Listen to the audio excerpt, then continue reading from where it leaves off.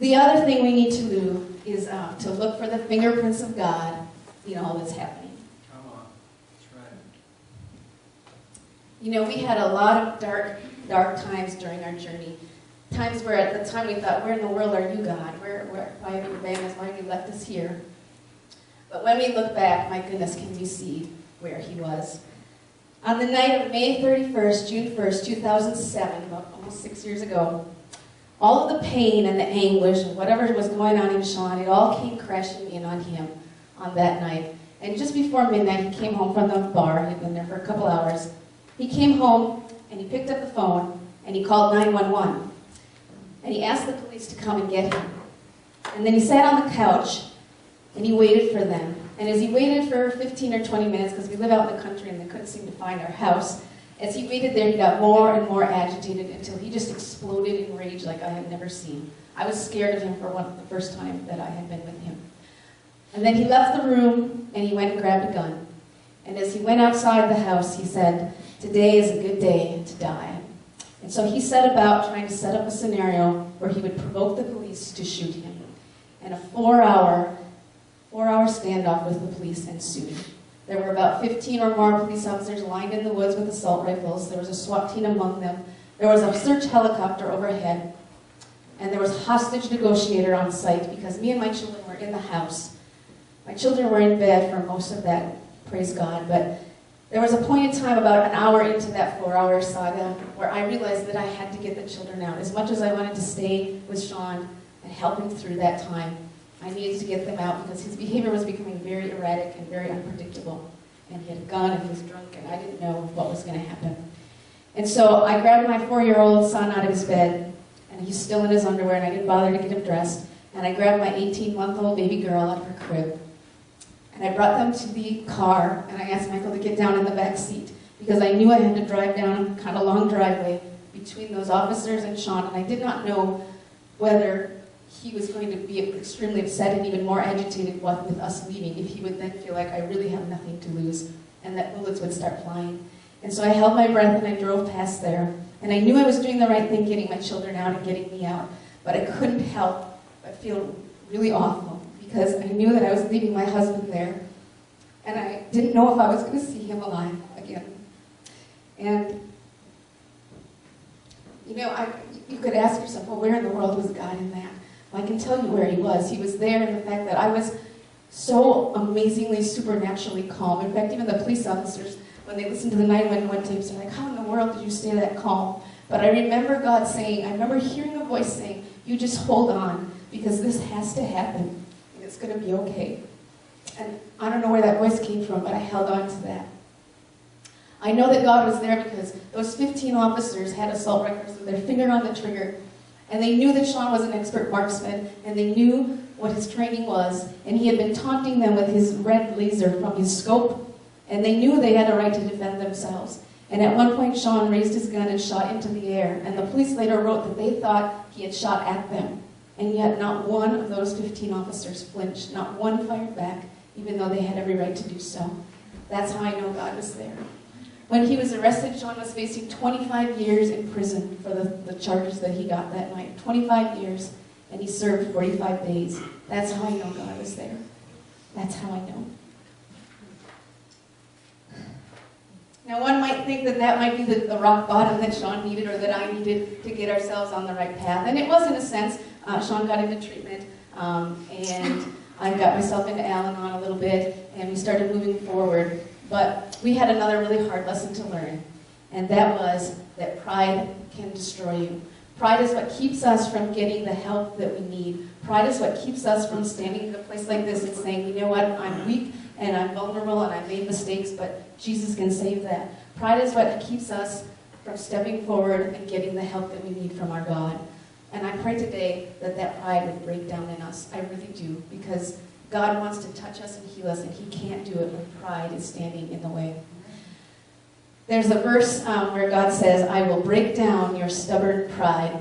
And I think that he wrote it just for my husband, because it would take 3 more years for him to get sober. And in those 3 years, he went through a whole lot more. 6 months after the night with the gun, he had back surgery, which led him right back into pain pills, even worse, and addiction. 2 months after that, he had to serve his 45 days in jail. And when he got out, 1 month later, he attempted the exact same thing. He called the police to our property and tried to provoke them once again to shoot him.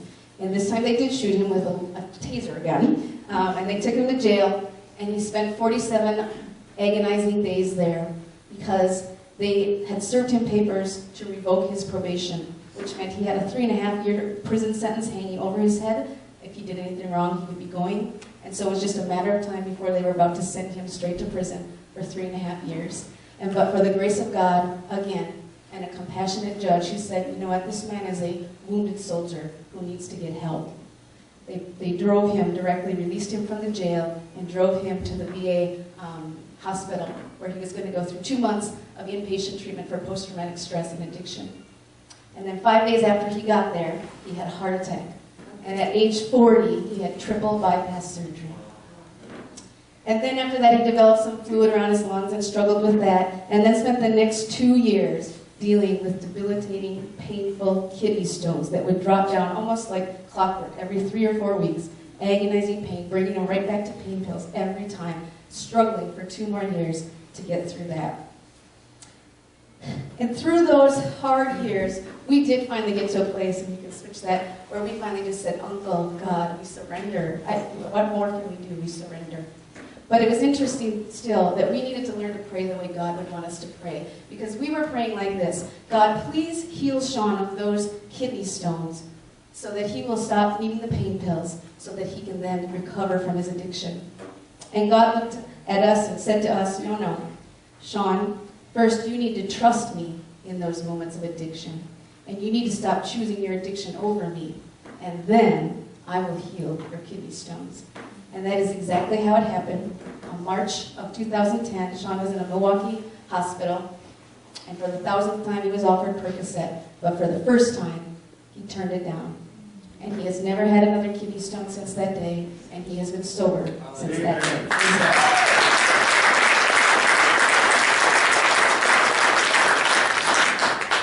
I chose that first verse to share up there with you because that was our wedding verse. I know the plans I have for you, and I thank God that he did not tell me the plans he had for us, because I would have run really, really fast. But he knows the plans. And sometimes when we get in those dark spots, we just don't understand what is happening. And sometimes we're in the dark spots because our own choices and sin put us there. Sometimes we're there because God allowed us to walk through that, because he has something he's trying to build in us.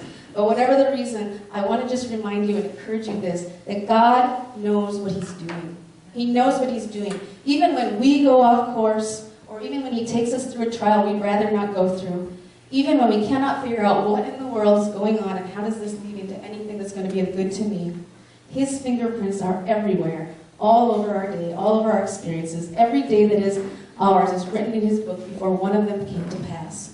He will use every circumstance, good or bad, for our good if we love him and are called to his purpose, and we have to hang on to that promise. Another promise that God gave me about 2 or 3 years ago was the verse there from Joel: I will restore to you those years. Because by that time, after 7 or 8 years of addiction and chaos and legal fees and hospital bills and 5 years of unemployment because Sean couldn't work, we were over $70,000 in credit card debt. Our marriage was obviously in a shambles. Our children were running the household because we were so emotionally spent by then. We didn't even have any discipline at all. We had a trail of broken friends and family relationships a mile long behind us. Sean's oldest daughter, who's now 24, went periods of time, sometimes 6 months to a year, where she didn't even talk to him because there was so much chaos in our lives. And I want to share this with you, that in the last year, God has restored every bit of that and then some. He took us out of debt and allowed us to add a $50,000 addition to our house because we didn't even have bedrooms for our children. We had 1 bedroom for five people. He allowed us to add that, and we will be debt-free from that in October. That is the incredible, miraculous work of God. So if you are in a financial pit, God can take you out of that. But what we learned is we have to give before we get. We had to tithe even when we didn't have the money to tithe, and we will be blessed. God says that. If you give, he will open up the storehouses and throw down blessings like you can't imagine. And that is what he has done. It has been miraculous to watch how he has creatively brought us out of that debt.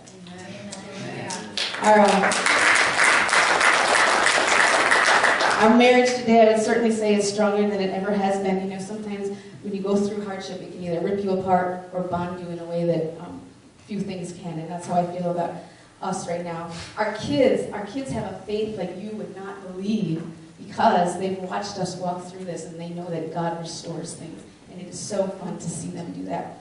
And the best part, Sean's daughter, the oldest daughter that I talked about, that sometimes we go a long time without talking to him, she's now under our roof. She's been living there for a year. He hasn't had her under his roof since she was 3 years old when he got divorced from his first wife.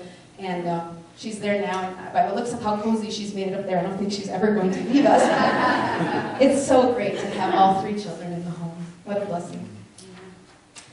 Men, Sean's about to come up here soon, but on this next slide, I just want to speak just for a minute from the heart of a woman to a man.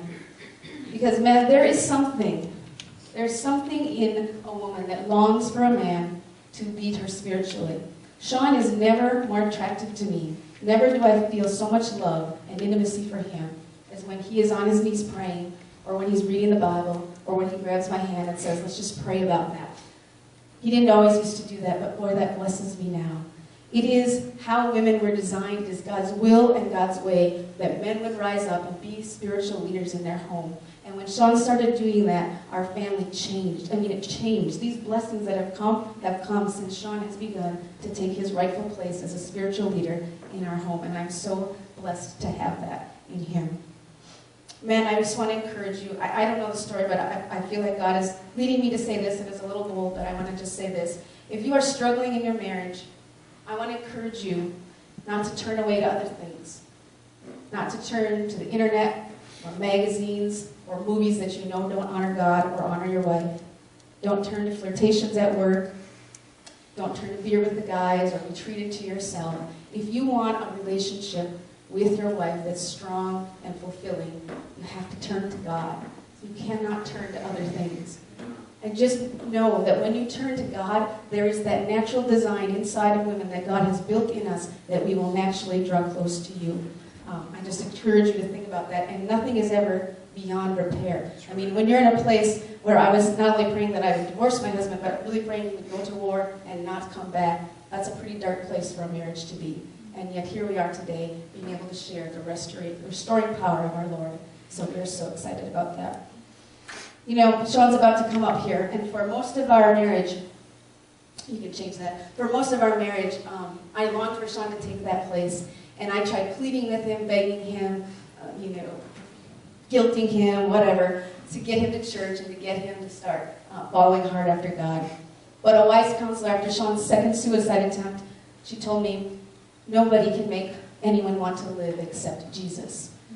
You know, and it's not to say that we shouldn't pray for them, we shouldn't witness to other people, but only Jesus can save a life. And I had spent my whole energy trying to just save my husband, when really if I had just been on my knees praying, God would have done that in a much more efficient way, in a much more real way, in a much way that matters. You know, it says here, today I leave before you, I give before you life or death, blessings or cursings. Oh, that you would choose life. And Sean's going to come up and share how his journey has finally brought him to choose life. Because every person must do that at some point. You can't get to heaven on the coattails of your spouse sitting next to you at church. It's not because you were baptized as a baby. It's not because your wife has enough or your husband has enough faith for the both of you. Every person, one-on-one with their Creator, has to choose life for themselves. And that life is in Jesus. And He will come into your life and transform it. That is where we were, and here's where we are now. And I'm going to have Sean come up and share from a man's heart how that journey went.